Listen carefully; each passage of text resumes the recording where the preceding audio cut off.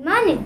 My name is Anika Manglik from class 4B. Today I am going to tell you about the festival of Rakshabandhan. Rakshabandhan is celebrated on the full moon day of the Hindu month of Sawan, that is July and August. This festival celebrates the bond of his brother for his sister. On this day, sisters tie Rakhi on their wrist of their brothers to protect them from evil influences and pray for a long life and happiness. People celebrate this festival with abundant zeal and enthusiasm in India.